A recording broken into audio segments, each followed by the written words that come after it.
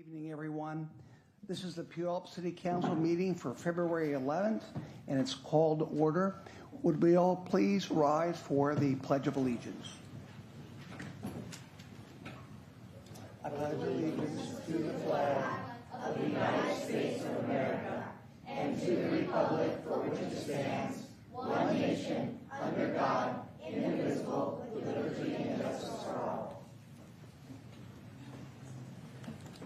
Thank you for that. Would the clerk please call the roll?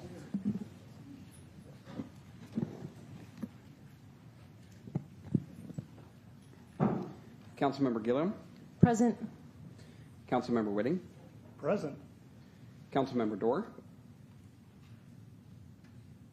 Excused. Present. Oh, she is here. Councilmember Dorr, I apologize. Mr. Mayor, if I could please interrupt, Councilmember Adler is having a difficult time. She apparently has the wrong link to access the meeting. Okay, excellent. I'll have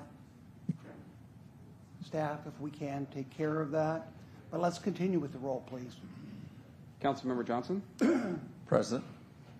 Deputy Mayor King. Present. Councilmember Adler. Present. Mayor Castema. Present. Thank you. Councilmember Dorr, is she online too at this time? I am. Okay, excellent. I can't see a visual image, but you're there, and glad that you are here.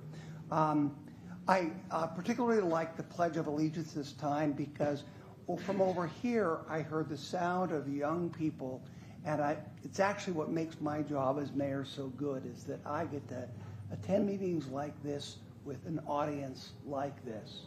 At this time, I usually acknowledge the youth in the audience, and here they are. We have Troop 531 and Troop 692 of the Scouts of America. And if you'd all like to go ahead and stand up, if that's okay, and I'd like each one of you to introduce yourself, please. We'll start over here with this young man. If you just want to tell us your name and what school you're from.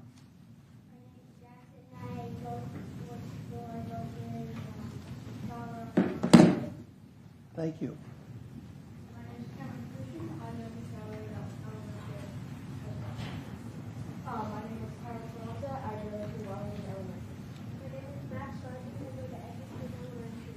My name is Sharon. I go to Charlotte Elementary. My name is Lucy. I go to Washington Elementary. Okay, excellent. Do you mind sitting down? And then the next row, because I see we have other people standing. Young man, yes.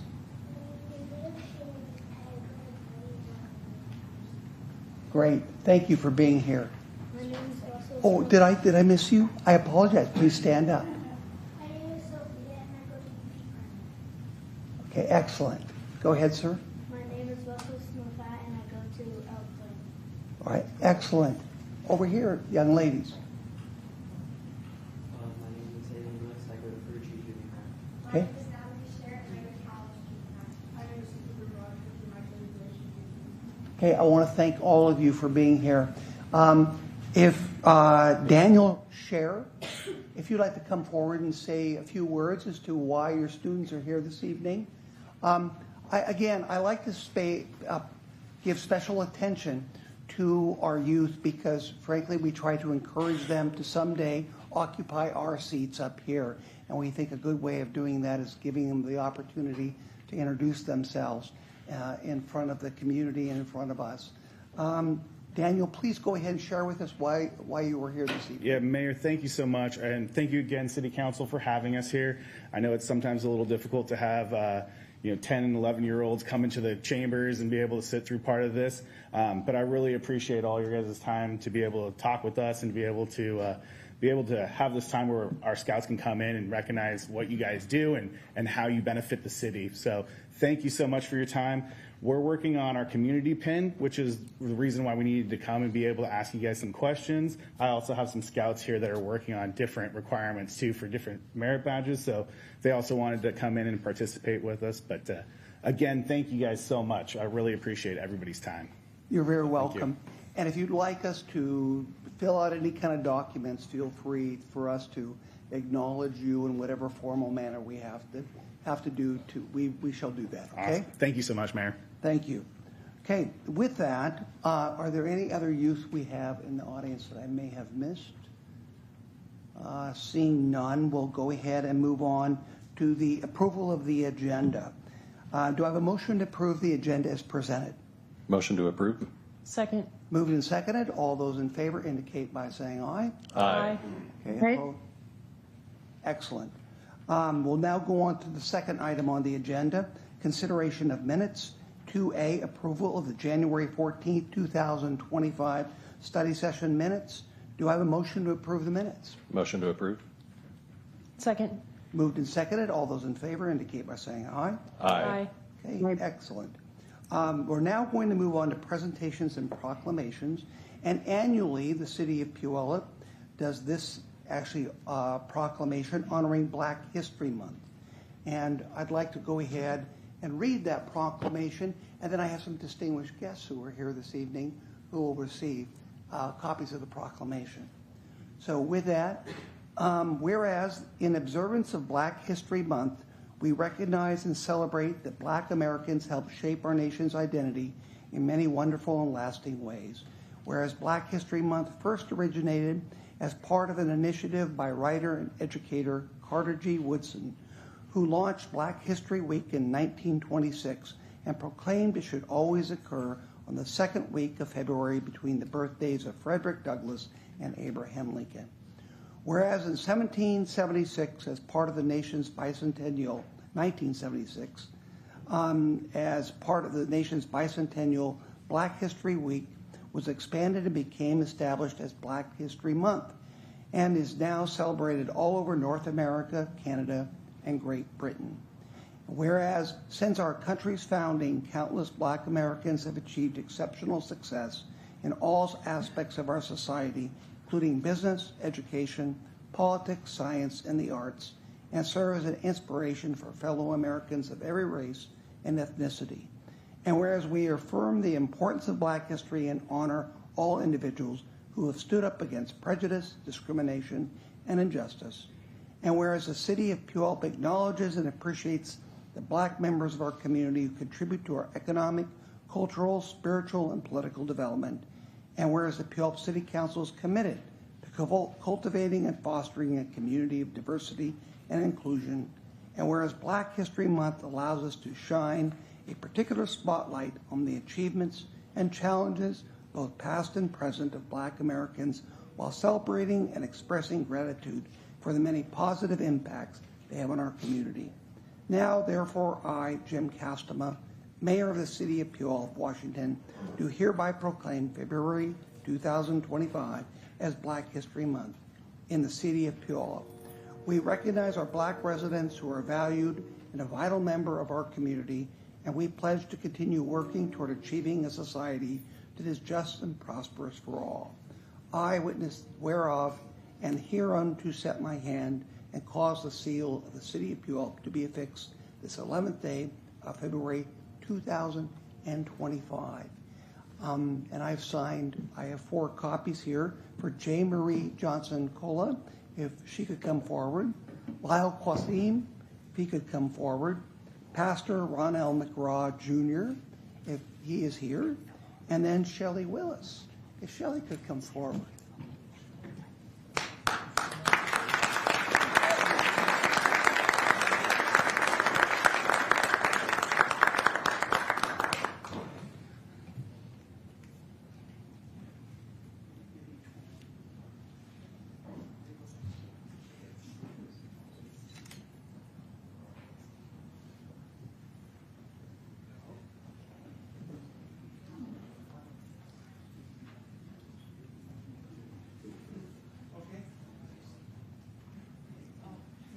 Right, ready?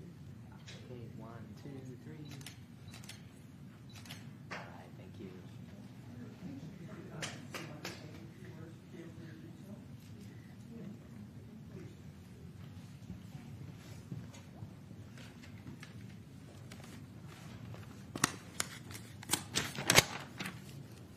So good evening again.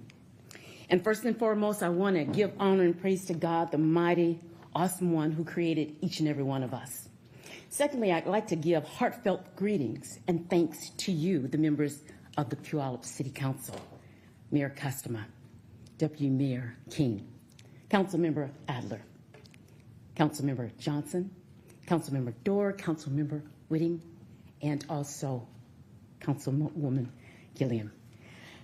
Last but certainly not least, I extend love and greetings to my family and friends and fellow Puyallup neighbors, both in the chamber and online. This is indeed a momentous occasion because on this day, Tuesday, February 11th of 2025, in Puyallup, we are proclaiming Black History Month for the 4th time in 4 years. In Puyallup, we are proclaiming Black History Month. In Puyallup, we are recognizing and celebrating the amazing contributions of our African American neighbors. In Puyallup, we're also acknowledging and lifting up every beautiful resident of our beloved community. I want to thank you again. And now we've talked about it, we've written about it, let us be about it and live about it. Thanks so much.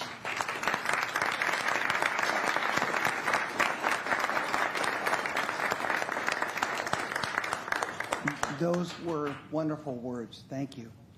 We're now going to go into the citizen comment section. And if you'd like to make a comment, you're limited to 3 minutes, but you can fill out one of these forms, or even that kind of gets you in the queue. And then when I'm through with these, I will go ahead and open it up for anyone who would like to come up and speak for 3 minutes. You're more than welcome to do that. So I have one person so far who would like to speak, and I apologize. Is it Andrelyn? Andrelyn, you said it correct. I got it right. Okay, Yes, Andrelyn. yes. I don't think I am going to be successful with your last name, though. Oh, Izquierdo. Okay, please. It's actually Spanish, but it means left. That's okay. Okay, Andrelyn, please come forward. All right, thank you very much.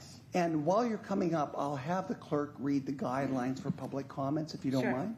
Okay, clerk, please. Okay, thank you. This part of the meeting is for general citizen comments. Please reserve any public hearing testimony to that section of the agenda. The mayor will call on those who have provided their names in advance. Then the mayor will call for other citizens who wish to speak. For the record, please state your name and address or city council district in which you reside. Please direct your comments to the council as a whole, not individual council members. All comments are limited to 3 minutes. The clerk will provide verbal notice when only 30 seconds remain. As a reminder, this portion of the meeting is council's opportunity to hear from the community and not a time to engage in debate. Lastly, per state law, this public comment period cannot be used to speak in support of or in opposition to a ballot measure or individual candidacy, and no such comments will be allowed. Andrelyn, if you could please state your full name for the record, Yes, for the record, my name is Angelina Izquierdo. please proceed. All right, thank you very much. I appreciate it. Good evening, everyone. My name is Angelina, and I am here today to speak up about how the Puyallup Police Department does not perform their duties for this community for several years, and it needs to be corrected in various areas. So I wanted to, the centralized issue has been mostly with communication, rooted with each issue. The communication with this police department has seemed almost impossible for me, particularly to get the help that I need in so many areas with also suspected human trafficking procedures. This is a very broad topic, but wanted to put that out there for now. The 3 main areas that I would like to bring to your attention are online reporting, as evidence, and also wrongful traffic infractions.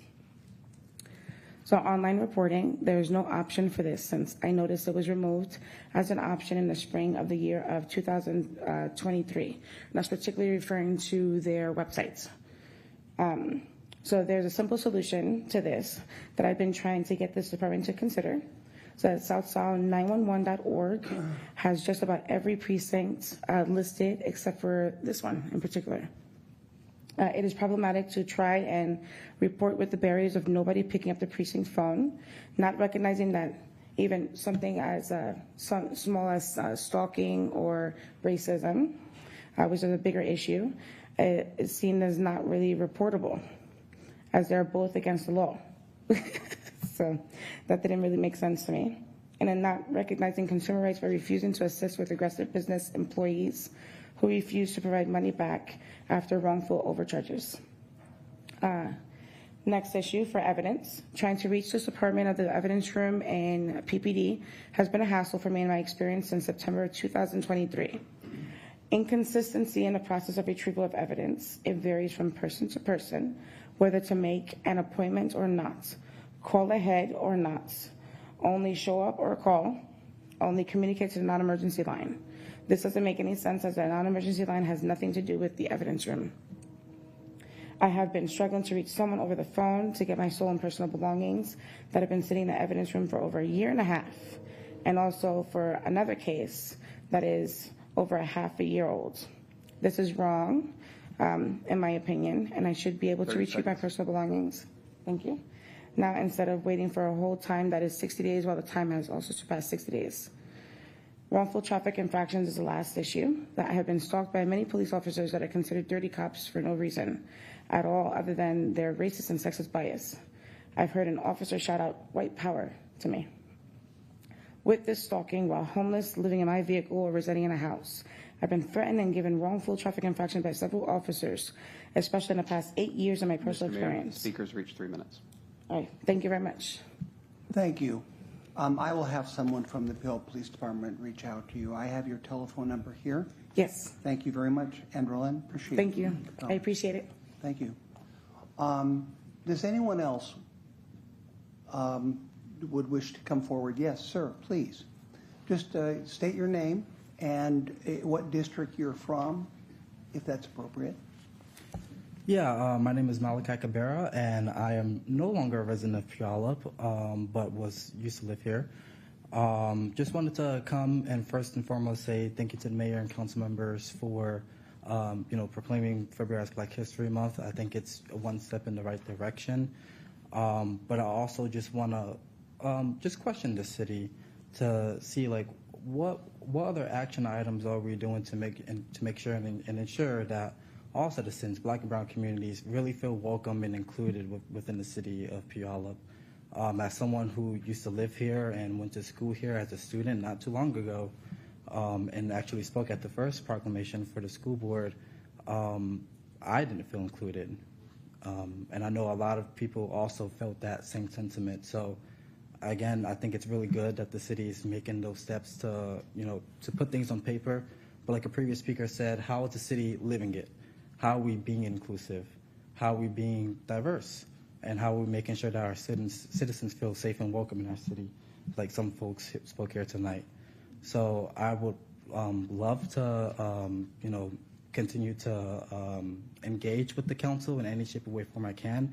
Even not as a resident, I still deeply love this community. I love all of Pierce County, and I care for all of the citizens within Puyallup. And just wanted to make my point here tonight, and hope to see some actions taken by the city council. And any way that I can be of service, please let me know. But again, thank you for making that proclamation. It's one step in the right direction, but as modern cities continue to leap into the future, I don't want to see no more steps from the city. I want to see leaps and bounds and jumps into the future. So thank you so much. Appreciate it. Thank you.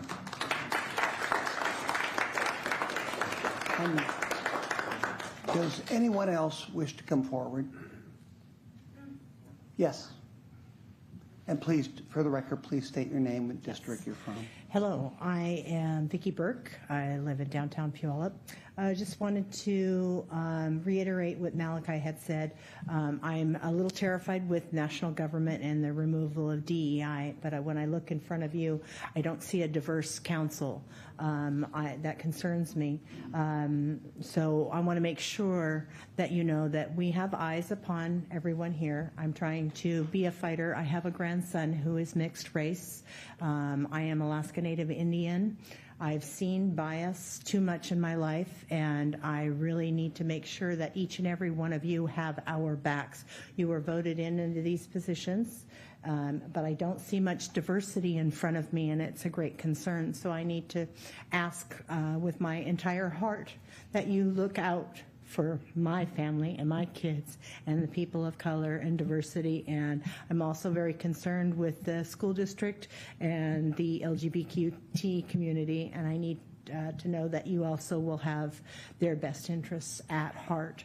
I realize that it is not a popular place for people to have that stance, but we need it now more than ever. There's too much crime, hate crime going on, and it's intolerable to me. And so I need to know that this group of white people right here are going to work really hard to make everybody feel included. Thank you. Thank you for those comments. Okay. Anyone else? Yes, please, sir. Come forward. No comment. How you guys doing tonight? Tamar Jackson. Thank you again for the proclamation. I was here a few years ago when the first one came, and it seems like we're still struggling out here. I am a resident of Puyallup. I have a son in Puyallup. I've been born and raised all in this area, and with the understanding that DEI, the acronym, however you want to use it, it's not of importance, and I say because it was a hashtag for a long time now. If we're talking about changing our community, it's talking about being in our community, not just having us in community have to come and see you guys for you to know that we exist in community. I've never seen half of this chamber here. I've seen you here, but when we talk about changing a community that is very, very minoritized, you guys have to be the front runners of what that looks like. Black History Month, it's Black History Year. Our history is just as valuable as your history. Honestly, we make your history. But for some reason, we continue to fight to be accepted by a community that says that they accept us. I don't want to teach my son to be quiet when a cop comes up. I don't want to sit and tell my son to sit back and be quiet and know the rules of engagement when we're pulled over, when we have everything that we need, when I have my license, I have my insurance. I don't want to be the person to sit and ask where I got my car because I don't look like the person asking me where I got my car. We have a group of youth sitting right here.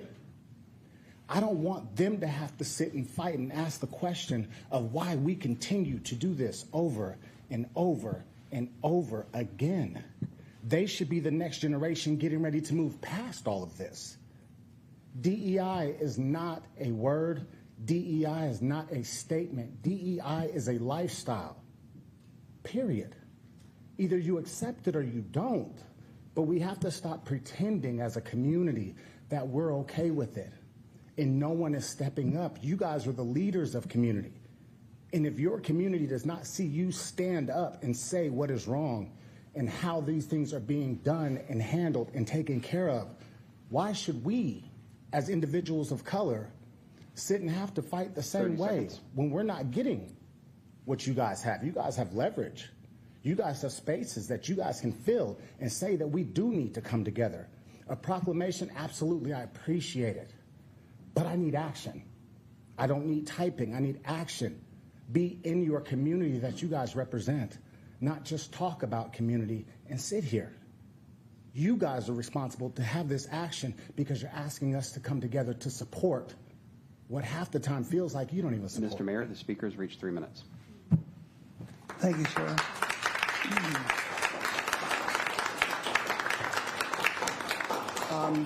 It's usual that we don't allow at this time comments by council members, but I will have some flexibility to a degree.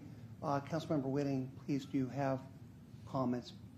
I just wanted to express my appreciation to Jay Marie. You know, we celebrate Black History Month, but a few years ago, Jay Marie put on a wonderful event down at one of our Puyallup churches, and it was amazing. It was incredible, and I just think we need to give her a hand for the contribution she's made to Puyallup.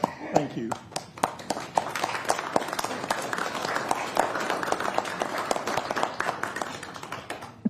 Okay, thank you, Councilmember Whitting, for that.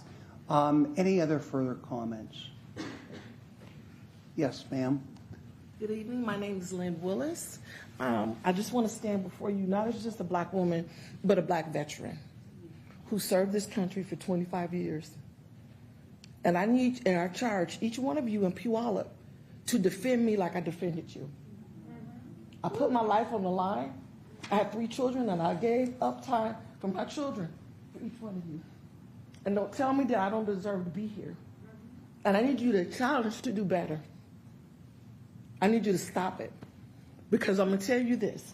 DI is about LGBT communities. It's about disabled. It's about black and brown people. It's about people with disabilities.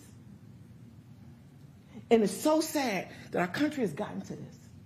And I hope and I pray that Puyallup doesn't feed into this foolishness. I really need you to think about it, from our police officers to our elected officials. We've got to do better. Like I said, I want you to think about it. I put my life on the line for you. I put my hand up and said I would defend this country against foreign enemies and domestic enemies. But I got to fight while I'm here, and that doesn't make sense. My father was in Vietnam, and he put his life on the line as infantry to support this country. And you've got to do better. I'm tired of the rhetoric. I'm tired of people telling us that we don't belong here. Stop. Let's love each other. It's not fair. It disturbs my whole spirit to sit and listen to people berate others with the hate. And I don't even understand. It's destroying our country. It destroys our community, but it started from somewhere. And I hope that Puyallup does something better, that we reach in and do better. Thank you. Thank you. Thank you, Lynn. Yes, please come forward.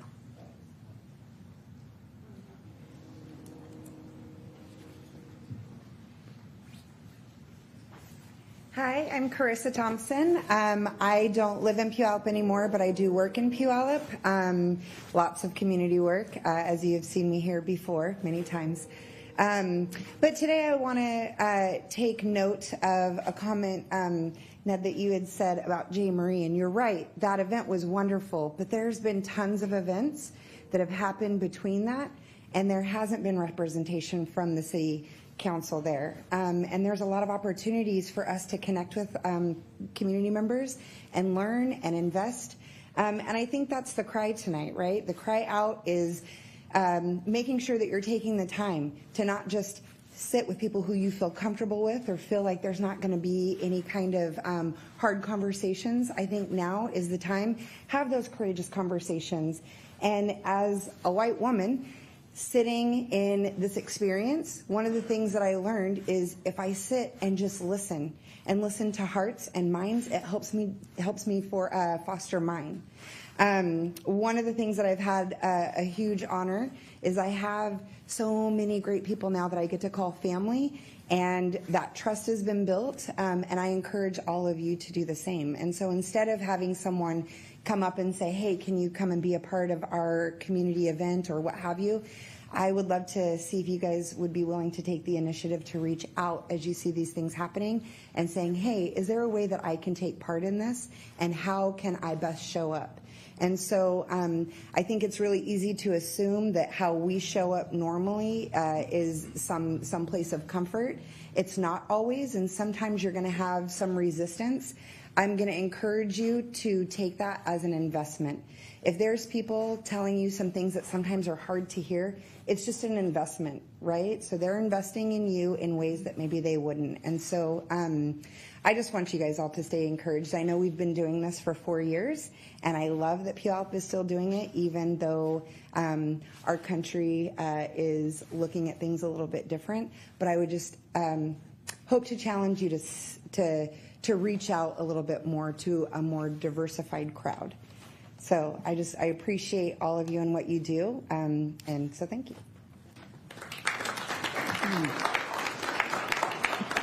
Thank you, Carissa. Okay, anyone else? I'll go. We know who you are, Shelley. But for the record, though, please. For the record, my name is Shelley Willis. Thank you to this DICE for doing what you've done to, for the fourth year in a row, proclaim Black History Month. And we know we are Black 365. We understand that there are many of us that when one of us is recognized, all of us can be recognized. That will not stop. And many people come and we want to express ourselves in a way to ensure that you understand that we are unequivocally and unapologetically members of this community. And we aren't going anywhere, in a way that it is very clear for us to communicate and articulate to you that our economic power is important, and that you want to recognize that our economic power can be a force for change, or it can be a moment in which things stop.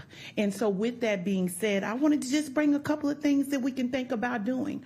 And I want to invite you to an event next week. It's called the Lens of Equity Summit. It's for Pierce County. And if you don't know about all the great work that we're doing, I want to invite you to come out so you can understand what's happening, not just in the city of Puyallup, but for how you can engage outside of these boundaries. You have all of South Hill, unincorporated Pierce County, that have Puyallup, Washington addresses. They don't even know that they belong. But we want to bring everybody in and invite everyone to the table. Building authentic places to grow. Strengthening access to health and wellness within our city, transforming policies for a better future. And we understand that policy is very important. Change has to happen, and change isn't always comfortable. But I invite you in. We want you to be a part of the conversation, because when you know what's happening outside of these boundaries, you know how to better work within the boundaries to make change happen for the city and its citizens. The systems of transformation. These are important things. We understand that if a system, in order for it to operate fully, we have to have all of the parts and pieces. And we are part of all of the parts and pieces. So once again, I thank you. I'm going to challenge you that nothing you do is performative. I want to challenge you that everything you do is going to push forward towards progress. And I thank you again for this proclamation.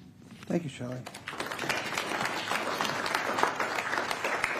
Go ahead, sir.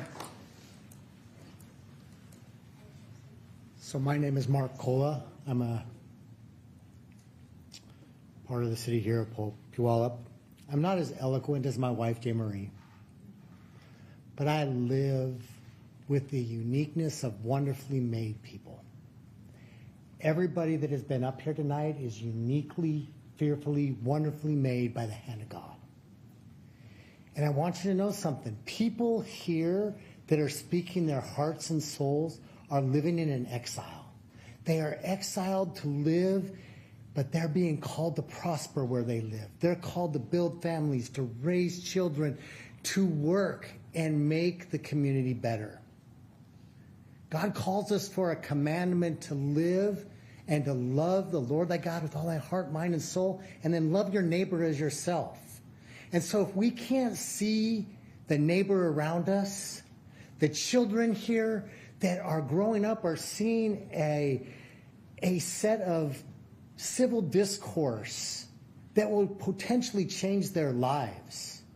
And so I just ask the people in this room, the city council, you've got a greater accountability, a greater authority, and you have a responsibility.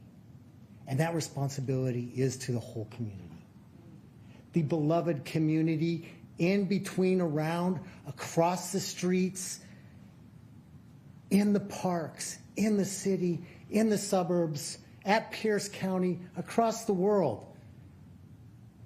The veterans that save and work so that we have a better community. The doctors, the nurses, the teachers that can inspire their children. So don't take the conversation and erase history of people. You're establishing history by establishing this fourth year of a proclamation. Let's build on that history, and let's build on the community that we know that we can support and love. Thank you. Thank you. Okay. I have a young man over here who would like to speak. State your name and your address would be appropriate. So I'm Okay. Cameron Christian. Huh? Actually, not your address. Do you know what district you live in? Okay, that would be great. So I'm Cameron Christian. We live in the Puyallup district. So I just like to say we have a division between white people and black people. We need to end that. The division? We don't need a division. We need to live in harmony, not division.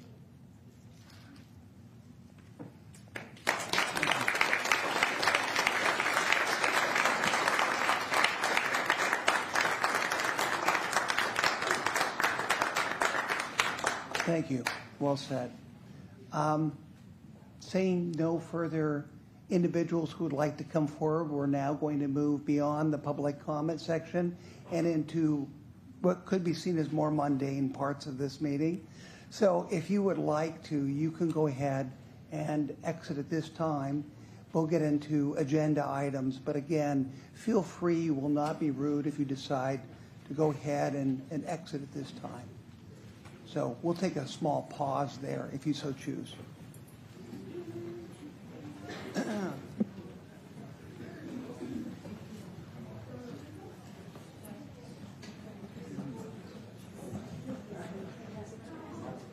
Yes.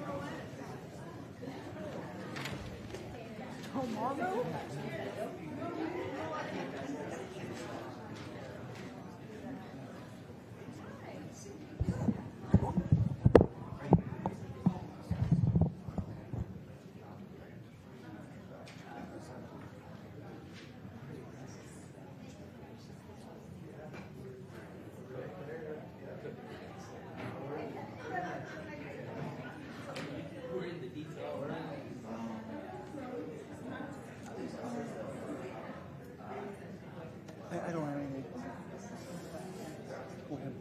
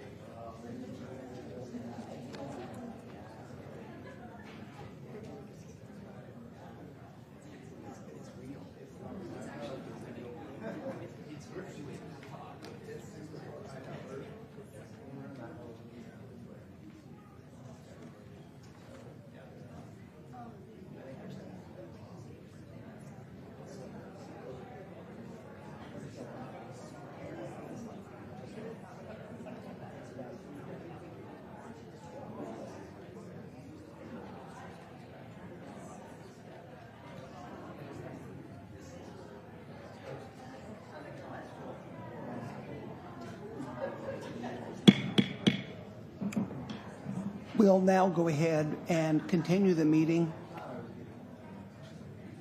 We will move on to number 4 on the agenda, which is the consent agenda. This is where we have a number of actions that are non-controversial, and kind of to be more efficient about it, we pass them all with one vote.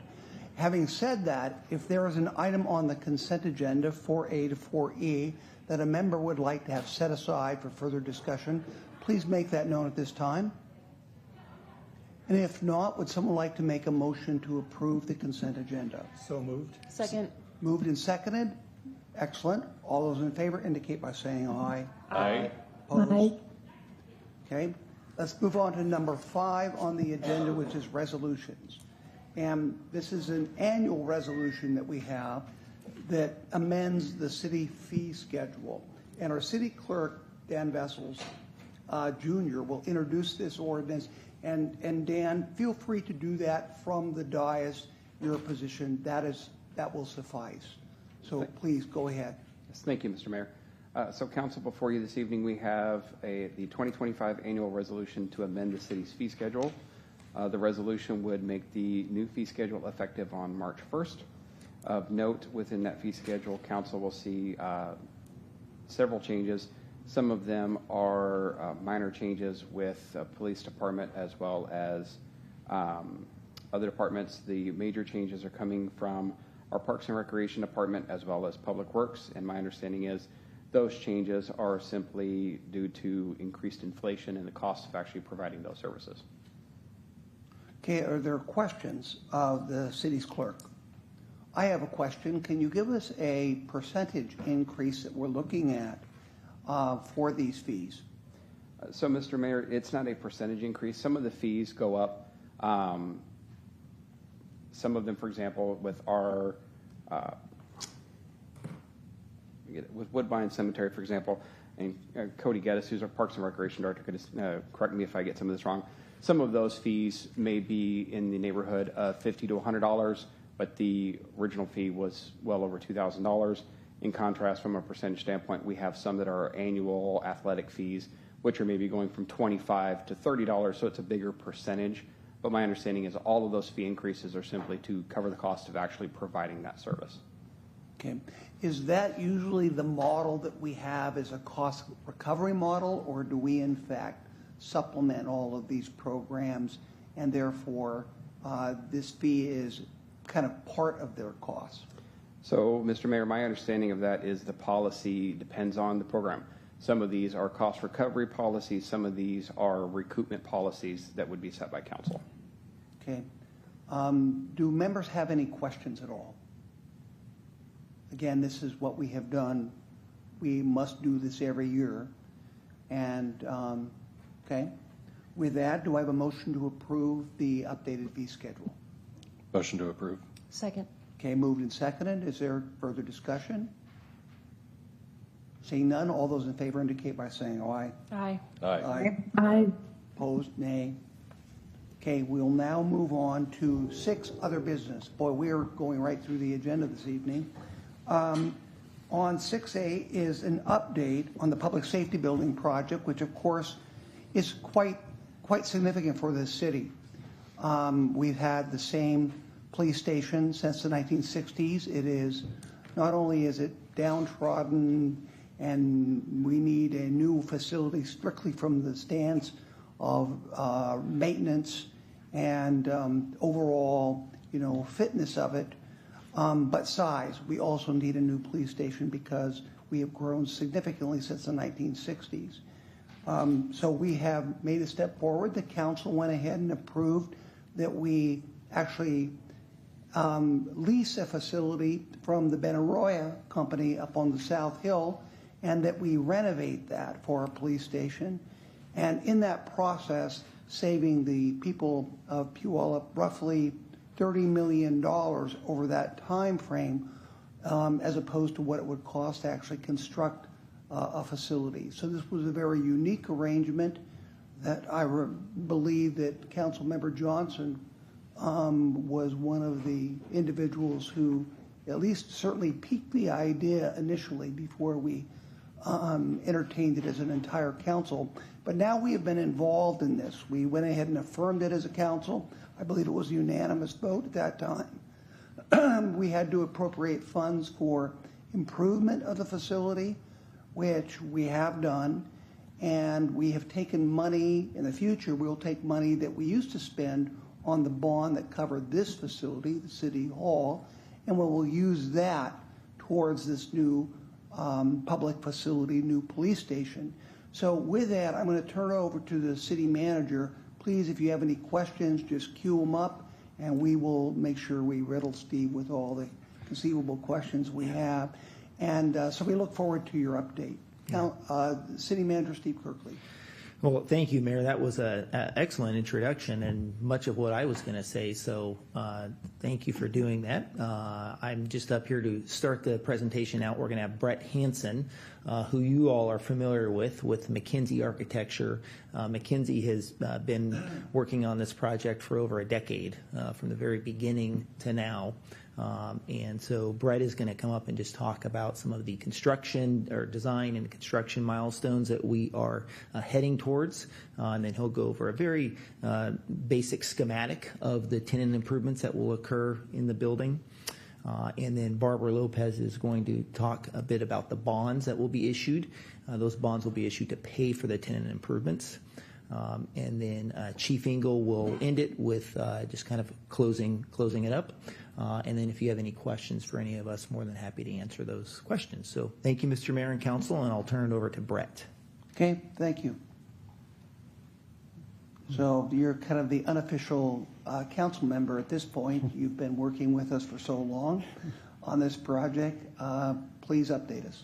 Absolutely. Good evening, Mayor, members of council. It's an absolute pleasure to be here, particularly at this particular milestone on the project. So thank you. I'm pleased to take you through kind of where we're at and all the tremendous effort that has gone on behind the scenes.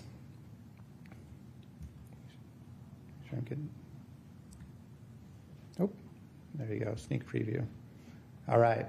So to start off, before we get to some of the imagery that I'll describe for you and give you a little more context to, I thought I'd start off with milestones, the level of effort that's occurred to date up to this point in time. So we've been very busy, very engaged with the department staff across the last 6 months. There's a tremendous amount of energy and effort that went into the details and the information leading up to that, completing the conceptual design in September. That information gave us an updated recipe book for what was going to go into the Benaroya tenant improvement project, working with this early space planning, some of which you saw at the last update, which is really just bubbles, right? They're just big picture spaces, trying to get everything where it needs to go. And then lastly, those early engagement with staff, considering visioning and aspects of the project from every level. Just today, we actually had a staff engagement where the department came in. We were able to give them an updated presentation and allow them to see the progress that's been going on to date. Leading the next step to that was the 45% construction document set. So you can consider that's about halfway through the project. That's us introducing a higher level of design advancement, some of which you'll see today on the imagery. Working with and bringing in vendors for the furniture and the equipment and the locker spaces, all the parts and functions and pieces that really drive and make these facilities functional. And take a tremendous amount of information and collaboration to really get that right. We've also been working with Benaroya and their themselves and their facilities folks from a landlord perspective, collaborating and coordinating with them on what this project looks like in their building, and ensuring that we're really working as closely as possible to ensure that we're following what they're looking for, but also finding a means and measure to a project and image that represents this new police project for you as a community and the police department itself, and they've been great partners in that process. We've also been engaged through that early development with pre-application meetings, city planning, city staff, with Central Pierce and the fire marshal and the building department, really to make this an inclusive and a holistic city project. They don't come around that often, and so making these a project where we're bringing those individuals together to participate in the project and invariably help it go smoothly as well. Lastly, through the 45% set, we did our initial pricing. The landlord priced that out, and the pricing is coming back favorably. We're right on track where we should be. We're right on track for schedule. So those, of course, the things that I'm sure we will obviously want to hear that. So we're maintaining that course, and we've done so up through the next major milestone, which is the 90% construction document set. We just push print and finished up our quality control set. That's off to the police department to do their final review.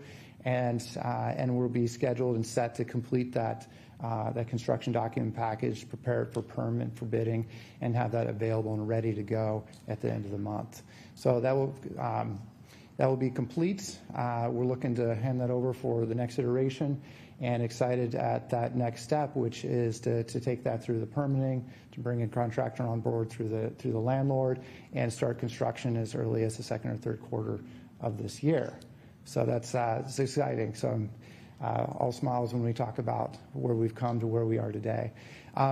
We anticipate, depending on the contractor, they're going to be in the building. The landlord's been really aggressive to look at innovative ways to get this building turned over to the police department, the community, as quickly as possible. But we're anticipating probably around a 10 to 12 month construction window, give or take, to move in. So looking at completion date around first quarter or so, first, second quarter of next year. And then lastly, in the next few months, as we complete the initial or this major phase of design, which we have a host of individual design engineers behind myself working on that, is to start to then refocus our energy from a design perspective on the existing downtown jail and the aspects and the improvements that we've talked about that are desperately needed, as well as the transformation of that to serve as a downtown substation. So we expect that to occur in the second or third quarter of this year. Okay, excellent. Thank you. So on the downtown substation, do you have? Nope, I'm good. You can ask. Yeah. Oh, no, keep going, please. Yeah. The only question I had on the substation is that construction on, or remodeling, so to speak, on the substation, when would that commence?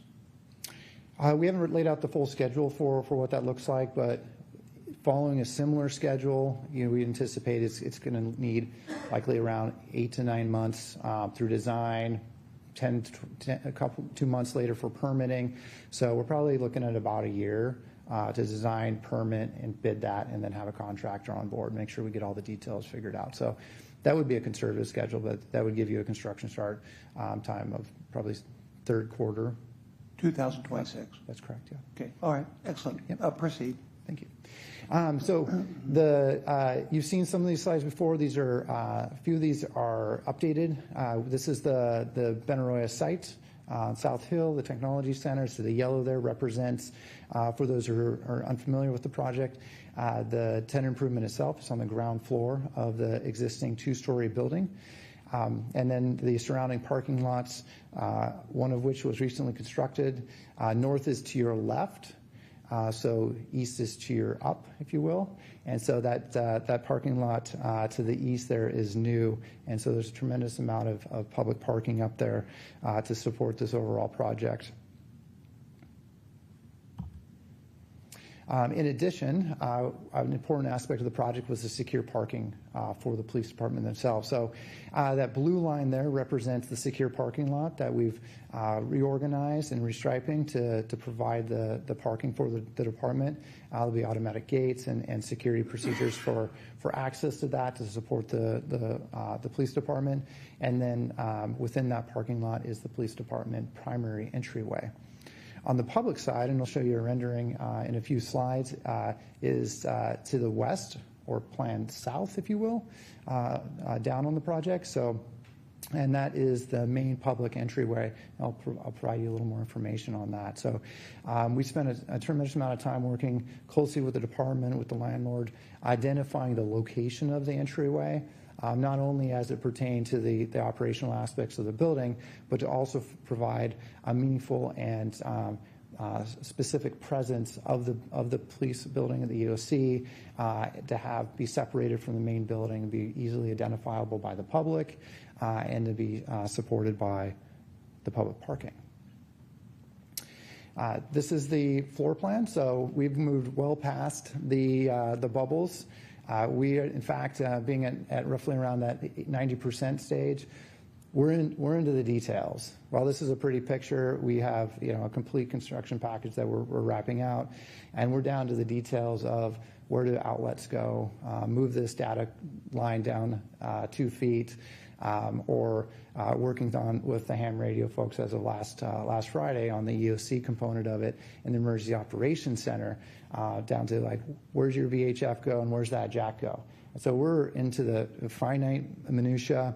I can't express on behalf of McKinsey and our entire design team how fortunate and pleased we've been with the amount of energy and effort the chief and the department and their staff have put in and engaged, along with IT and an entire host of other individuals across the city to provide us with information and collaborate with us on those details. So this floor plan represents the major components there. You can see them. I think the most relevant from a community perspective is going to be the light green of the lower left-hand corner of that. That is the relocated emergency operations offices and center. That entire area has been organized and designed from a furniture perspective to be flexible and functional. And then directly adjacent to that are three major large rooms, one of which is dividable. It's the community and EOC room, and that space, in addition, has been carefully designed to consider the data, electrical support functions, furniture, to serve in the event that you need to activate that space. When it's not in activation, and hopefully that's few and far between of when you need that space, it's available for use by the community, by the police department for training and expansion of that. And that's off that main public lobby, right off that main entryway to the building itself. The other functional spaces throughout the building took great care to work closely with the department on the parts, the pieces, the specifics of where everything went, down to an operational level. But just as important to that process was really working closely with the values and the mission of the department, the history and the deep culture that they have, and what that means to them as a department, and how they can relay that to the community as well, and those coming to the facility itself. And so a lot of energy and time went into working with them, a lot of which we've known and have understood over the years of closely going through that, but then taking that and applying that to the building itself throughout the lobby space, which includes dedication plaques, to time capsules, to the history and the areas that we can put emphasis on that history, as well as emphasis on staff and fallen officers and others that have served the department over the years, with dedication to community rooms and conference spaces. Last emphasis on the floor plan that played a critical role was looking really carefully at the operational aspects, things we've talked about in the past. The whole reason we're doing this is to organize the facility, organize the elements so that it's functional, it's highly efficient, it's highly effective for the officers and the staff to work together, but also to serve the public on multiple fronts. And then to right-size the facility, to incorporate the parts and pieces, the elements, not only of what they need today, but also, of course, we plan for the future to allow for growth of the department and flexibility of the services the department and police department provides the community over time. Oops, excuse me. There we go. I like that end button. So this is the entry rendering. So this is that public entry. So finding means there's the main signage, there's a monument sign that's also going to be incorporated here from a wayfinding perspective. When the community comes onto the site, they can find where to go and enter the building.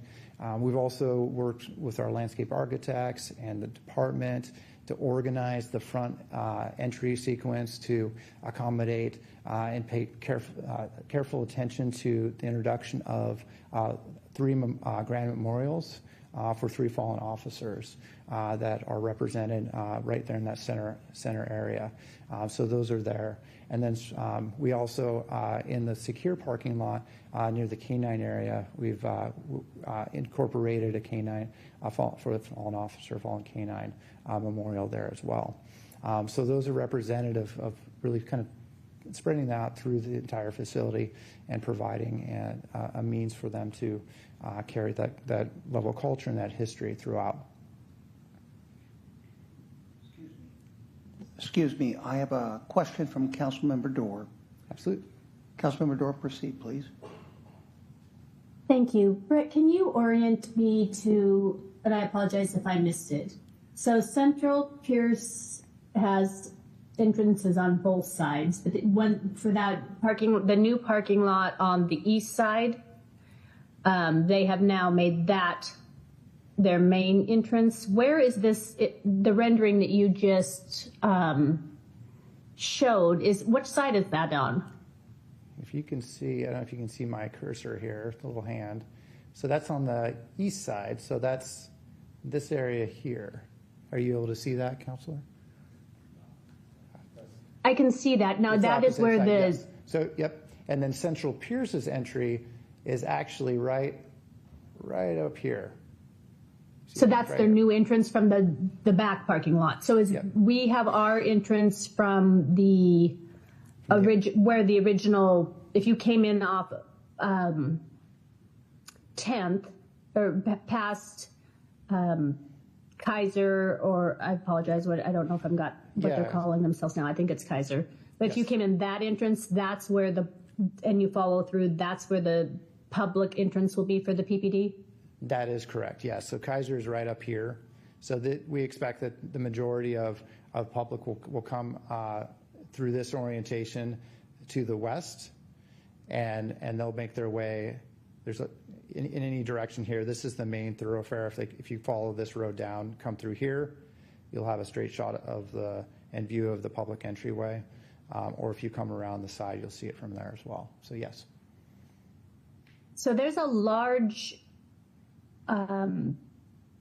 common space between at the beginning of that building. Have we encapsulated part of that, or is that still present? Yeah, so that is right. Do you know what I'm talking about, where they have the fireplace and the tables and stuff out there?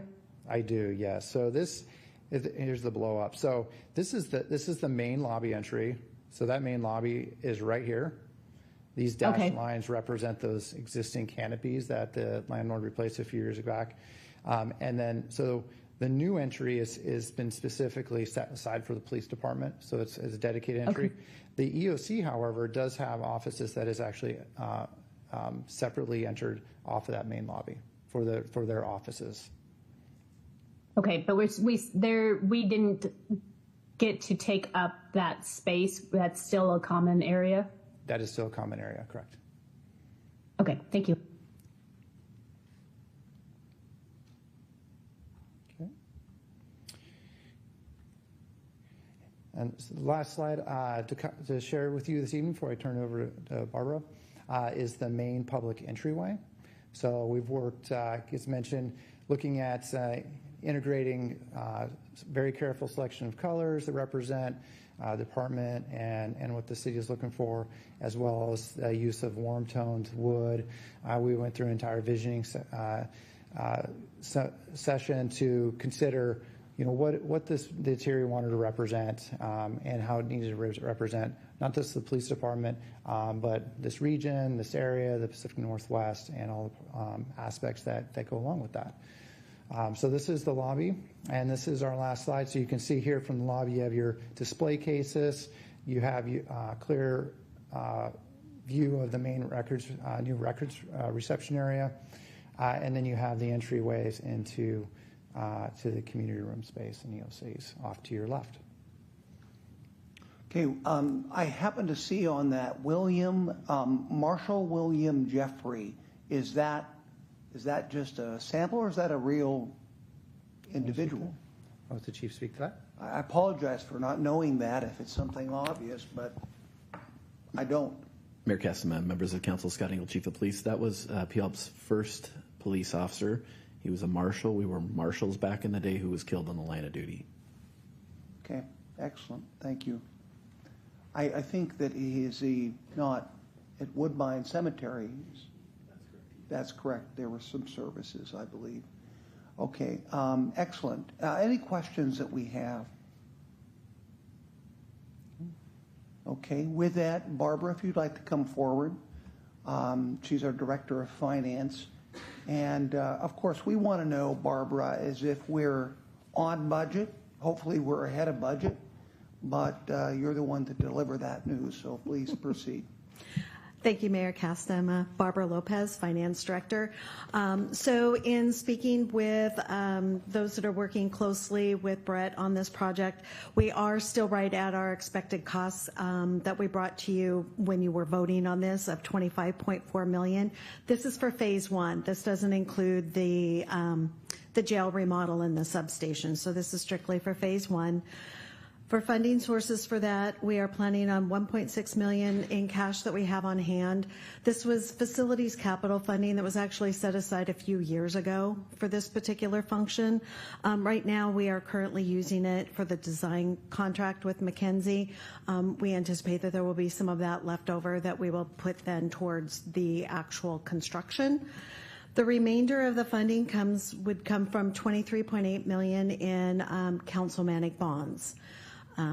Those are bonds that we need to get issued, and so that's what I'm mostly here to speak with you about. So about that particular process and what that looks like.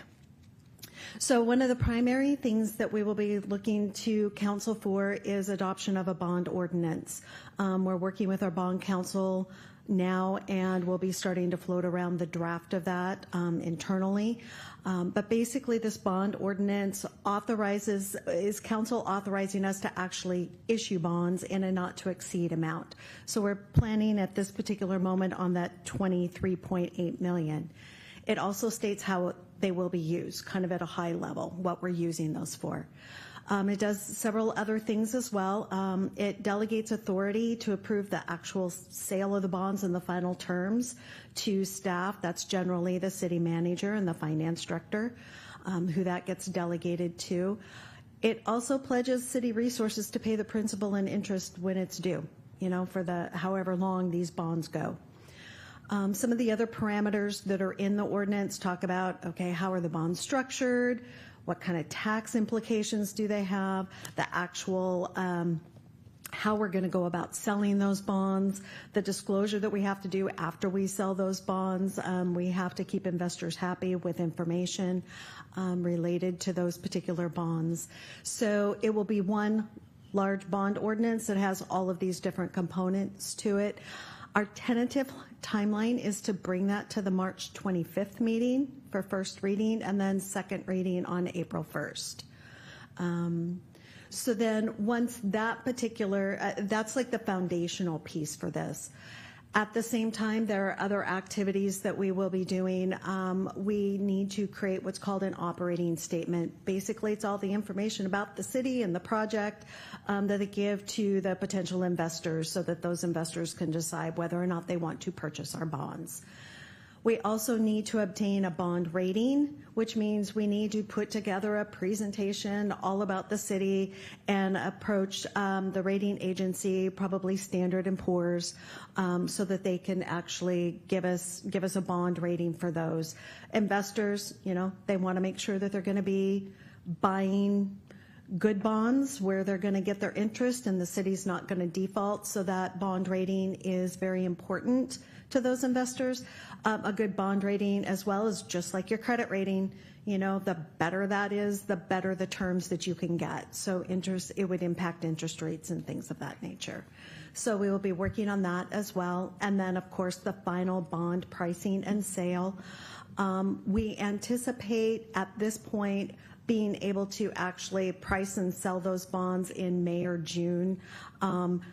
Once we've got the other pieces in place, we can be pretty flexible on when we actually close on the bonds and get the proceeds. We don't want to hang on for them onto them too long before we actually need them, but we want to have them when we need them. But so we've got some flexibility in there so that we can react to whatever Benaroya's time frame is for actually getting construction started. Okay, thank you. Excuse me, Barbara. I have a question from Councilmember Adler. Councilmember, please proceed. Thank you, Mr. Mayor. Barbara, real quick, and we don't have to go down a rabbit hole, so if this is a more complex conversation, please do not be afraid to tell me so, and we can chat another time. For my edification, So these bonds, are they tax exempt? Yes, they are anticipated to be tax exempt so that investors would not pay income tax on the earnings on those bonds. Thank you. And are these, given what you just said related to investors, are these bonds then still defined as municipal bonds? Yes, they are defined as general obligation tax exempt bonds. That would be their official designation. Okay, so thank you. I just need to share with folks that there is a proposal currently being shopped in the United States Congress by the majority party to eliminate tax exempt municipal bonds. I could go on for a long time about what's going to happen with the federal budget, but I just feel compelled to share that, and it's likely something we need to be keeping our eye on. Thank you. If I may add, if that does happen prior to us actually issuing the bonds and they did become taxable, it would mean higher interest rates for us is essentially what that would mean. Pay the investors a little bit more to make up for what they're going to be missing out on if they have to report it as taxable income. Any further questions, Councilmember Adler? I appreciate you bringing that forward. Now, just to recap, if I got this correct, the bonds that we will issue, we can issue them incrementally as we need them, correct? We would likely issue the entire allotment at one time. There's financial reasons to do that. Every time we issue bonds, there are bond costs associated with it. So it would be better to just go ahead and issue all of those bonds all at the same time. We would invest them because we've got a short turnaround time on actually using all of those proceeds. There's a thing called arbitrage where we can't make more money on the bonds than what we're paying out to the investors. But because it's such a short time frame, we should be good and be able to earn some interest on it while the short term while it's in our bank. But we would definitely do the entire proceeds all at the same time. Okay, thank you. Any further questions by council members? Hearing none. Oh, Councilmember Adler, you have your hand back up. Go ahead, please. Yes, Mr. Mayor, thank you. Just very quickly, and again, we don't need to go down this rabbit hole, Barbara, but I am interested, given this proposal in Congress that frankly has many municipalities across the country very concerned. I'm wondering if council may be able to get a quick worksheet on if all of the municipal bonds that we have were to become tax exempt, what that increase would look like.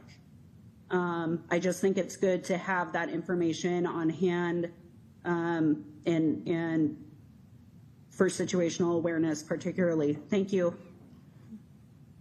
Well, so your question is, because we have other bonds outstanding, so are you saying you want us to state what the cost of those would be if they were in fact not tax exempt or tax exempt?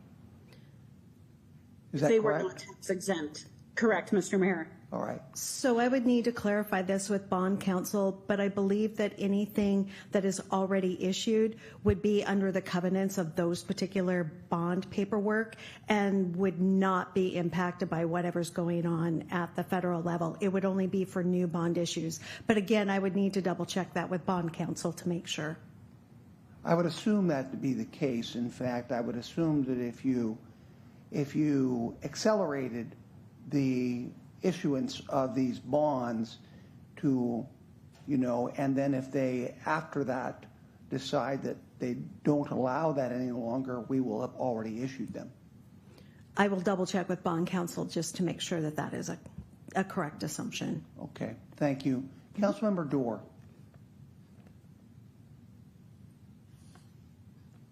Thank you.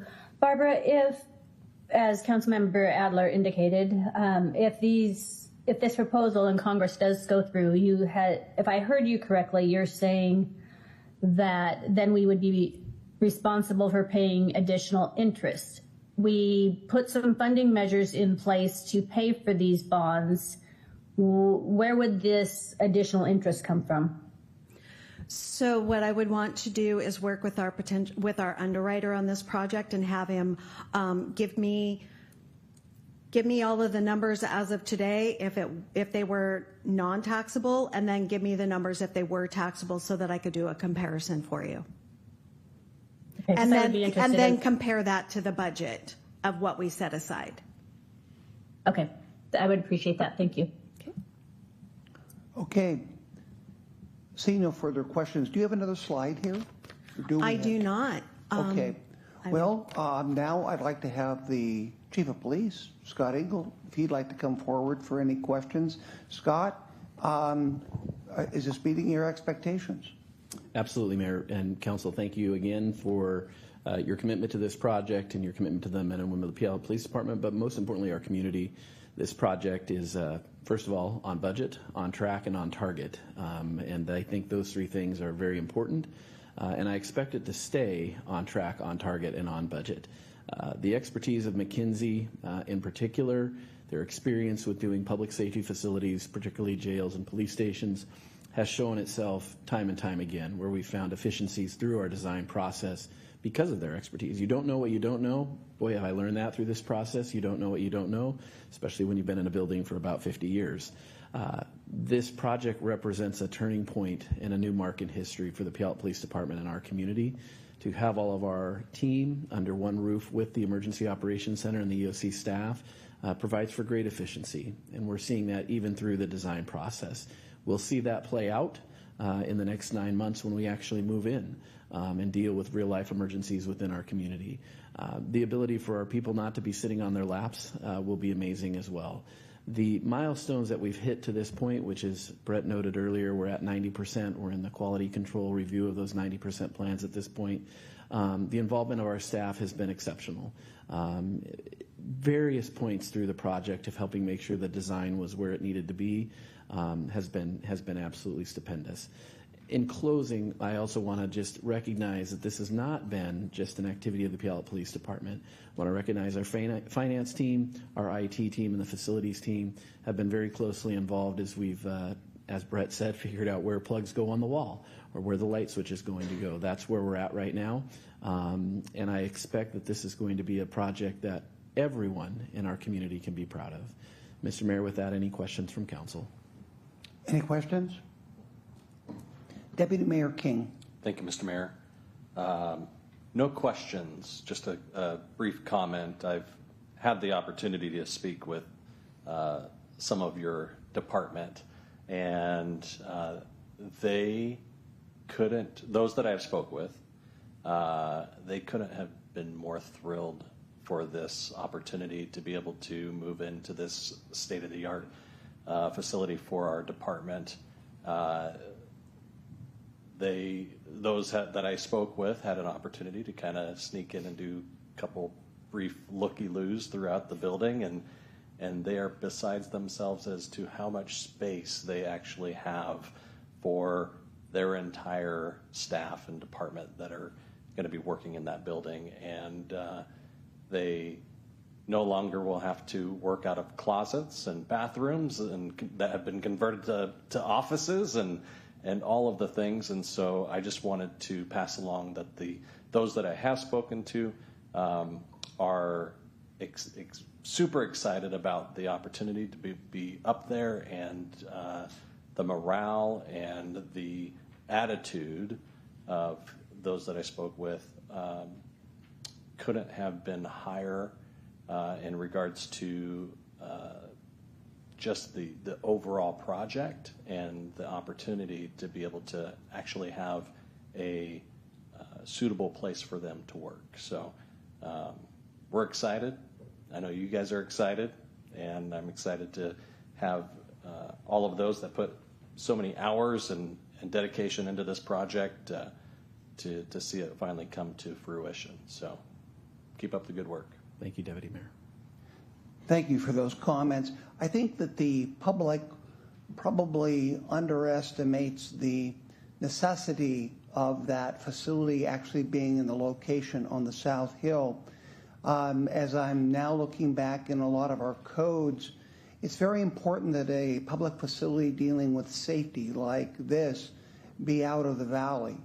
And I don't think that that has been really understood by the people of Puyallup, because we don't like to bring up uncomfortable subjects. But the fact of the matter is that we were just featured in Popular Mechanics magazine. It's probably one of the most deadly areas, the valley, and I've lived my whole life here, 65 years. I have a home over here, but I have an evacuation plan so that in case of Lahar goes off Mount Rainier, and it's not just an eruption, it can be actually just a disruption on the mountain itself that causes this. And I think we have really underestimated the necessity for an important facility like this to be on the South Hill. The EOC, Emergency Operating Center, that we have right now is like a double wide or a mobile home facility up there that we have it in currently, but now it will be integrated into this. And our entire police station will be there. Last March, we had the world's largest evacuation exercise for school children. 45,000 children throughout the valley here evacuated to one of the two hills here, so that in case a Lahar happens, we can do it efficiently. So I bring that to everyone's attention because they need to know that this facility, sure, it feels kind of out of place it being up there on South Hill, let's admit that. But the point is that it needs to be there to serve this community. And by the way, that disaster is not just far off. I've actually read that we are looking at, it says 1 to 500 years, but it says we're at the very low end of that, which means it could happen any time, to be very frank. So it's good that we're doing that, that this facility is going to be built there, and we have to prepare ourselves, hope for the best, prepare for the worst. Absolutely. So any further questions? Okay, with that, I want to thank all of you for bringing this forward. And Councilmember Adler, Councilmember Dorr, if you want to clarify your requests to Barbara Lopez, feel free. I mean, obviously you will do that, but I just want to apprise the Finance Director, Barbara Lopez, that hopefully you got what they requested and you can get that information to them. And I want to thank Councilmember Dorr and Councilmember Adler for those questions. So with that, we're now going to move on to 6B, the City of Puyallup Hotel Pilot Project update. And speaking of emergency management, the person of the hour, Kirsten Hoffman, if you want to come forward and give a presentation.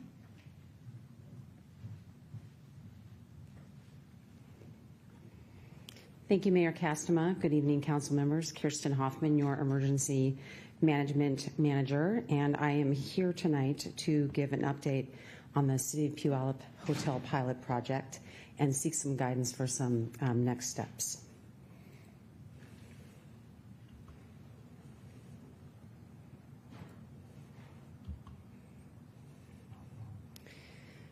So if you remember back to 4 years ago, during our COVID-19 public health emergency response, we launched phase 1 of the hotel pilot project. And at the time, we launched the project on February 1st, 2021 for 6 months. And we did that as part of the extension of our COVID-19 response. And after that, we came back and sought your guidance on extending that project. And we have since extended it into the current phase, which is phase 5, which we're in right now, which will take us through the end of June 30th, 2025. We've been very fortunate to receive funding from multiple sources, multiple grants, multiple funders. Of note and significant funding has been from Pierce County Human Services, the Department of Commerce CARES, Corona Virus Aid, Relief and Economic Security Act, and ARPA funds. Not only Pierce County Human Services ARPA funds, American Rescue Plan Act, but also city ARPA funds to support the project. Since we've launched the project here in Puyallup, we have served 201 people through the project. We currently have 15 participants in the project. It has been at capacity since we launched it 4 years ago, and we have maintained a wait list since we've launched it.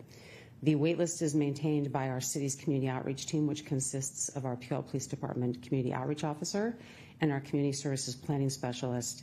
And they work to identify folks who can be added to that list and then work with Catholic Community Services, our contracted service provider, to then move people into the program once space becomes available. A couple of statistics to share with you. These were updated by Catholic Community Services for us tonight. All participants have been connected with services, and you'll see those different statistics for folks who have been engaged in the program. In terms of participant exits, this is a 90-day shelter program. If folks are placed into housing before the end of that 90-day end date, or they're exited before the end of the 90 days, it is 90 days. There are extensions that are given based on the particular individual. If they're working towards certain goals that they identify with their case manager when they enter the program, then they may be extended as they can continue to work towards those goals. Since launch, 93 participants have been exited for non-compliance or completion of program duration, and this has helped to ensure accountability for the program. There's expectations when people enter the program. They are introduced to their case manager. On-site case manager is provided by Catholic Community Services, and then they start to work on their housing stability plan and their goals, and that's part of them being a participant in the program. All participants are connected to services regardless of the reason for their exit, and that includes shelter options and transportation. And what we have found is that individuals rarely return to homelessness in the city of Puyallup. So there's several success stories that are on that slide. I just want to share one of them because it really is a privilege to share these success stories from folks who participated in the program. But that first one there, after years of struggling with chronic illness while living on the streets, one individual found refuge in the Hotel Pilot program. With a warm bed and access to medical care, they were finally able to address their health concerns. Now they are receiving regular treatment, have secured permanent housing, and have reconnected with their daughter, something they never thought would be possible. Challenges. These are the same challenges that we've shared with you since we've launched the program. We continue to have a significant challenge of little to no affordable housing options. The case managers who work with folks once they enter the program start working with them right away on housing options, and we continue to have challenges with that. Program demand is high. We've maintained a wait list since we launched the program. Right now we have a wait list of 41 people who are waiting to get access to the program, and then continuing to secure funding for the continuation of the project. So as you know, we've secured a lot of grant funds for the project. We continue to do that, and we continue to work towards that goal, but that is one of the continued challenges. Yes. Pardon me, Kirsten. I have a question from Councilmember Whitting. Councilmember Whitting, please. Thank you for that update. I was just wondering, you know, with 93 people exited from the program, and you said that they don't come back to homelessness in Puyallup. Do you have a reason for that? I'm looking for the basis for that. So that's something that we can certainly get some more information from our contracted service provider, Catholic Community Services. When people exit the program, sometimes they will go to other areas in the county that have services. There's not a lot of services for people in this part of the county. So City of Tacoma has a pretty robust neighborhood and community services where folks will go. So people go to where there are services and where they can get access to resources. So once they're no longer in this program, then they'll go seek those services elsewhere. We have had a couple of situations where people have left and have tried to come back, and that's something that's addressed on a case-by-case basis. So it does seem like a somewhat mobile population locally. Correct. Okay, thank you. Proceed. Thank you. So when we came to you last year at your council retreat, we had identified a funding source through Pierce County Human Services, HHP, Homeless Housing Program, which we've received funds for this program for the past 3 years. And they released their notice of funding availability last year around this time. And one of the differences with this particular funding notice was that they did indicate that there could be multi-year funding sources for recipients of these funds, which was very exciting for us, because if we can have a multi-year extension without having to go through the full application process, that's very helpful for staff as we're identifying funding sources. So we did apply a year ago. We received funds in the total of $680,000, $560.03. These are the funds that are being used for phase 5 of the project.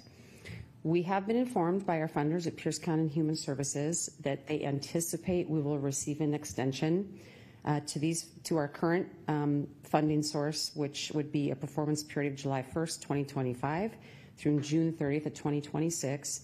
And the amount would be the same that we've received for our current HHP grant, although they anticipate at Pierce County Human Services that there may be cuts, and they have suggested up to 20%. So staff is committed to exploring other funding options in the hopes that we can balance out that deficit so we can continue to keep the current project at its current status. So tonight, we would like to ask for approval to extend the hotel project through June 30th, 2026, subject to funding. We anticipate receiving that update from Pierce County Human Services hopefully in the next month or so. In the future, we would be back to accept that grant amount subject to our award letter, and then we plan to continue to seek additional grant funding sources so that we can make up that deficit so that we can continue the program. Yes. Sorry about that, my microphone there. Kirsten, I have a question from Councilmember Johnson. Councilmember Johnson, please. Thank you, Mr. Mayor. And kind of teeing that up, I'd like to make a motion that we continue this hotel pilot project contingent that there is funding from Pierce County. If there's not, then that motion would be obscured. We'd rediscuss it at a later time on any further discussions. Okay. Second. Okay, it's been moved and seconded. We have a motion on the table. We're open for discussion right now. First of all, I would like to ask the presenter, is this the last slide? Yes, sir. Okay. Just wanted to be polite, that's all. But we do have a motion on the floor. Did I see Councilmember Dorr? Did you have your hand up? You did. Okay. I did, Mr. Mayor, and then I reconsidered, but I do. Kirsten, my question is, if we do, I'm highly supportive of continuing this project. I think that it's been successful, and I think that we've heard loud and clear from our partners across Pierce County that Puyallup needs to be doing something. We need to be involved in some of these solutions. My question is whether or not, if we does the grant amount pay for? Does the grant amount of the $680,000, is that for the full program, or is there still going to be some dollars that are required from our budget? And then I'm looking at if that 20% cut does come, and it does, we have to come back to council. What is it that we think perhaps we would have to find in the budget? Do you know those answers? Yes. So the $680,000 would fund the program for that additional year at our current program status, which is 15 hotel rooms, and then our contract for services on site at the hotel. So if we have a cut to that, if we have a 20% cut to that $680,000, we'll have to identify another funding source to bridge that gap. Okay. And do you have ideas at this point of who that potentially could be, or is it just seek and find effort? We do have some options identified, and we are committed to looking for more. Okay. As I understand it, could you go back to do you have the capability of putting a slide back up? So that you had 3 different points, if you'd like to put that back up, because I believe one of them was, in fact, not contingent on a cut, but that you are looking for other sources, regardless if there is a cut. And that's part of this motion. Correct. Okay, excellent. Okay. Councilmember Dorr, do you understand that? So they're going to look for more additional funds now, regardless of whether there's a cut. And then, of course, I think we'll know what to do with those funds. So my question would be, if they are able to locate additional funds and there's not the 20% cut, would we expand it back to the pre-budget? Is that the intent of that, to the 20 beds? I think at that time we would discuss that as a council, but I would certainly foresee us doing that. But I can't commit a future council. We have to look at the situation at the time. But yeah, Councilmember Dorr, I think that would be probably appropriate. Thank you. Thank you. Okay, is there any further discussion? We have a motion and a second. All those in favor indicate by saying aye. Aye. Aye. Those opposed, nay. Aye. Okay. Excellent. Let's move on to reports. We have the city manager report. Steve Kirkley, please go ahead and tell us what's been going on in the city of Puyallup, or tell the public what's been going on. We know. A lot of great things have been going on. Your next meeting is February 25th. Yes, February 25th. We're still working on that agenda. One item I know for sure will be on there is the parklets. So just to pique your interest on that, our parklet program, we bring that back to you each year. That's the downtown outdoor eating areas, and so that will be coming back before you and still developing the agenda on that. You have an executive session tonight, Mr. Mayor, so I'm going to keep my comments short tonight and turn it back to you. Thank you. Okay, thank you for that. Yes, we do. And I'll read the stipulations of that executive report when we finish our council member reports. But right now we have Councilmember Adler is with us from Washington, D.C. And so we're going to give her front and center for the first report. Councilmember Adler, enlighten us as to what's going on way over there. Thank you, Mr. Mayor.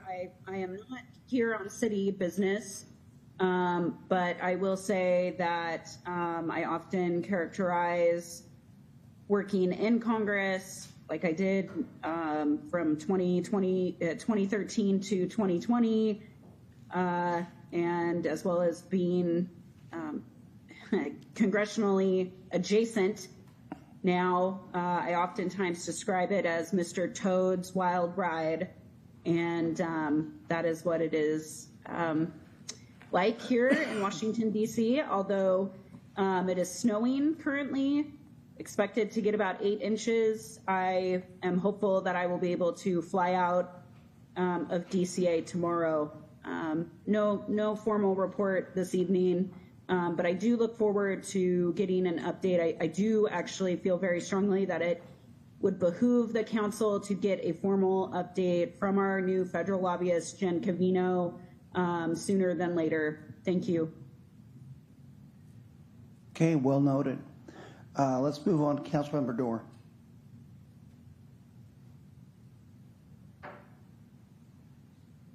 Thank you, Mr. Mayor.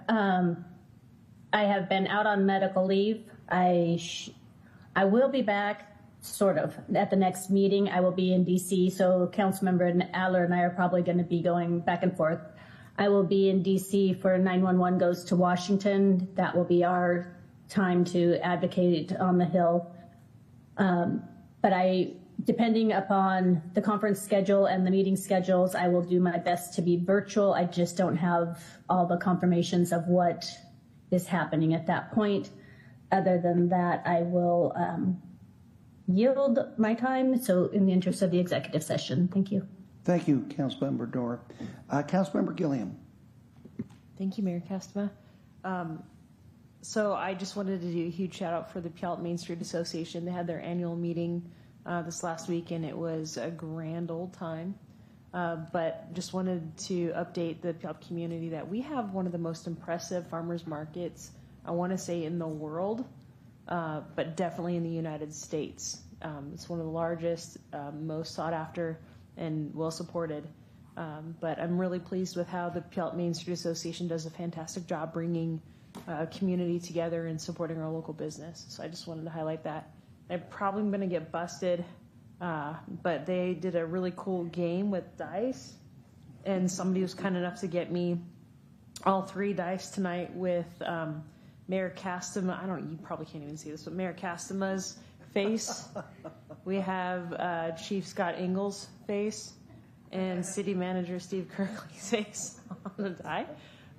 And these are collectibles. I will be, no, I won't. But it's just an opportunity to have fun with community leaders and really highlight connection and support of our community. So I just wanted to say thank you to the Main Street Association for doing a phenomenal job of continuing to support local business and bringing community together. Thank you. Thank you for those comments. Councilmember Whitting. I just wanted to mention that coming up on February 24th, we've got a property tax relief seminar for seniors and disabled folks.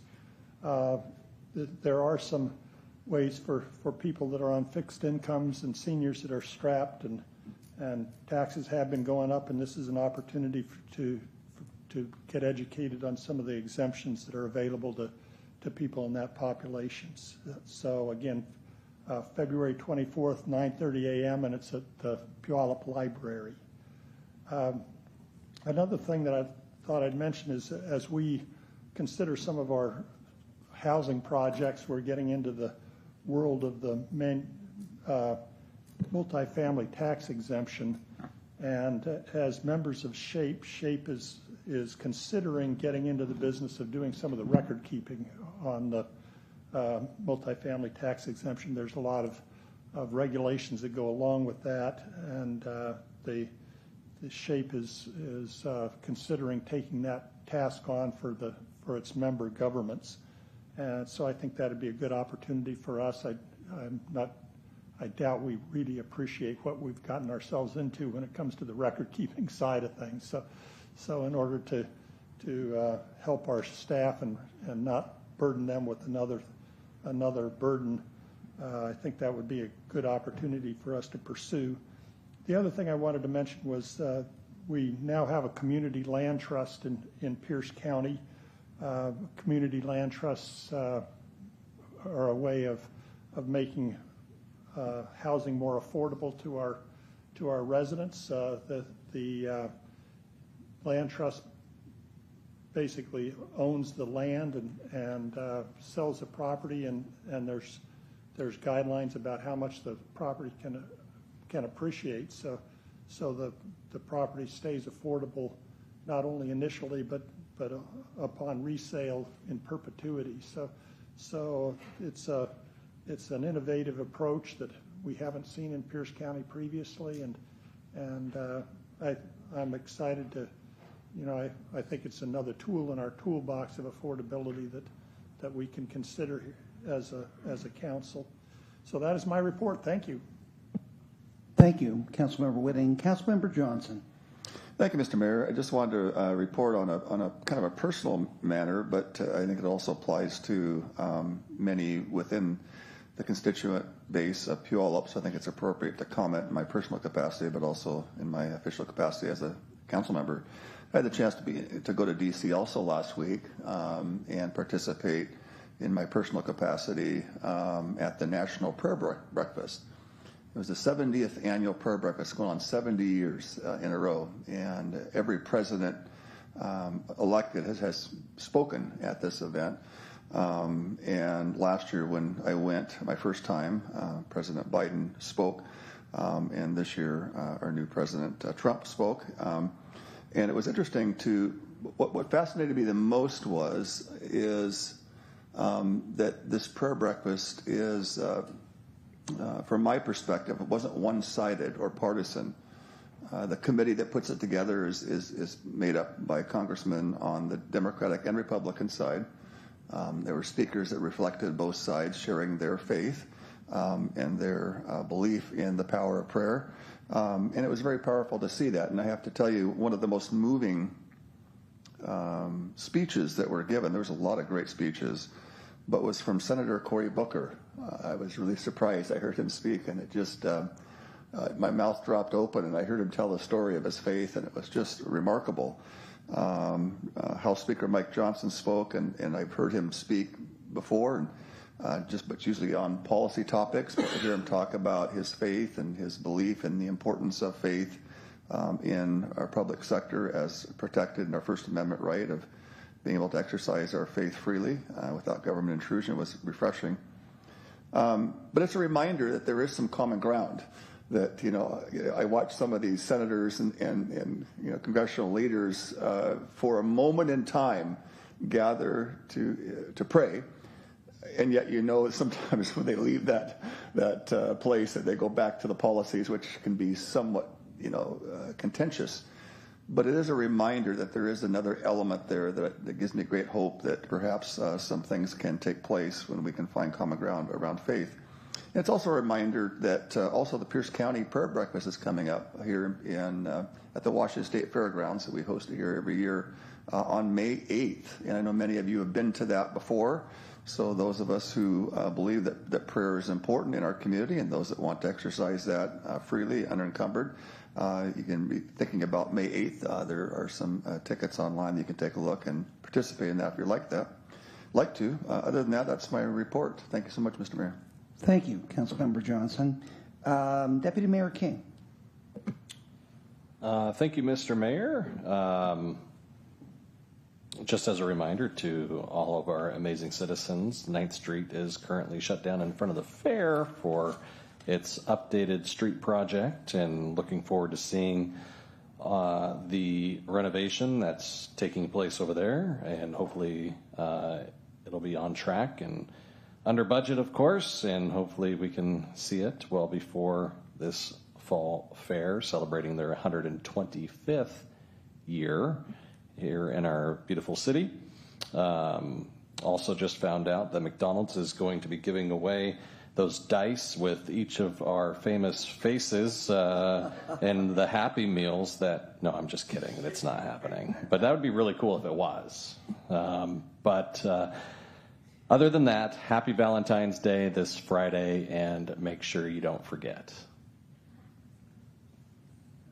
Thank you, Mr. Mayor. Thank you, Deputy Mayor King. I just say, oops, thank you for that reminder, because without that reminder, anyway, I may not have been at the next meeting. So I want to thank the public for being here this evening and having the Scout Troop, having other participants for Black History Month being here too.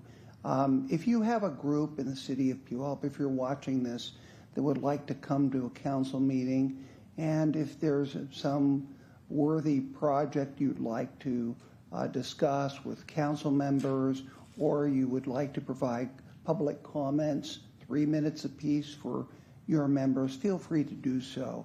You're always welcome to come here. It's enjoyable to see the public enjoying this public facility that they paid for. It's very well cared for by the employees, the people here who serve the community. So I want to thank again all the community who was there, who was here earlier this evening. With that, at this point, the council is going to go into what's called executive session, and this is a meeting where we are discussing more confidential items. We can take no action, and with that, I want to read kind of a formal announcement.